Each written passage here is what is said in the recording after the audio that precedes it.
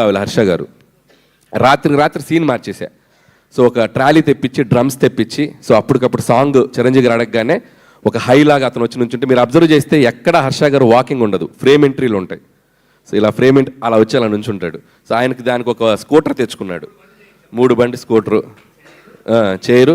ఈ స్కూటర్ మీద ఇలా ఇలా ఇలా వచ్చి అలా నుంచుంటారు. సో అలా చాలా క్లెవర్గా స్మార్ట్గా ఏదో అక్కడక్కడ చేసాం. నుంచోబెట్టడం కూడా కాలు కనపడకుండా ఇద్దరి మధ్య ఓవర్లాప్లో నుంచోబెట్టడం. సో ఎందుకంటే ఒక ఆర్టిస్ట్ చిరంజీవి గారితో నటించాలని ఒక కళ ఉన్న ఆర్టిస్ట్ మధ్యలో అది ఆగిపోకూడదు. ఆ కష్టం ఏదో నేను పడతా.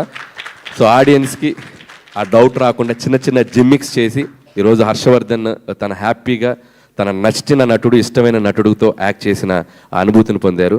థ్యాంక్ యూ హర్ష గారు. అడిగాను మొత్తం నా గురించి మాట్లాడావు, బాస్ గురించి మాట్లాడవా అన్నాడు.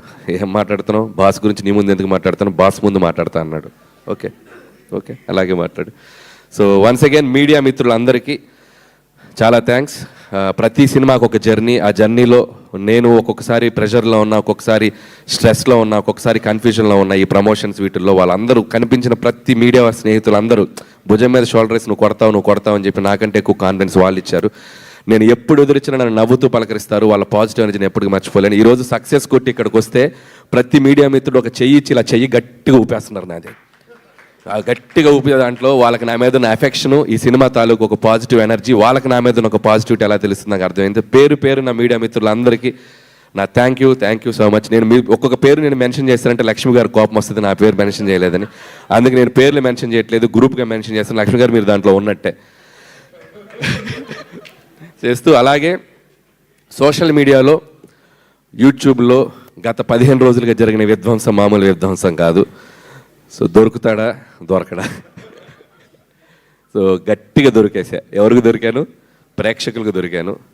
వాళ్ళు టికెట్ పెట్టి ఈ సినిమాని చిరంజీవి గారిని మేము ఇలా చూడాలి, మా చిరంజీవి గారిని ఇలా సెలబ్రేట్ చేసుకోవాలి, సినిమాకి వెళ్ళి మేము ఎంటర్టైన్ అవ్వాలని ప్రేక్షకులందరికీ చాలా గట్టిగా దొరికాను.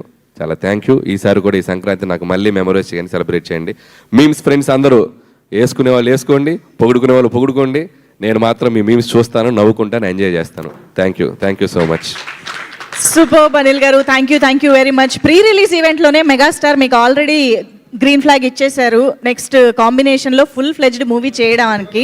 సో మరి నెక్స్ట్ సంక్రాంతికి ఏమన్నా #, చిరు వెంకీ ఇంకా ఏం అనుకోలేదు. సో ఇప్పుడు ముందు ఈ సక్సెస్ ఎంజాయ్ చేయాలి. ఈ 10 రోజుల తర్వాత 15 రోజుల తర్వాత అసలు ఏంటనేది. ఓకే అయితే డెఫినెట్ గా సెలబ్రేషన్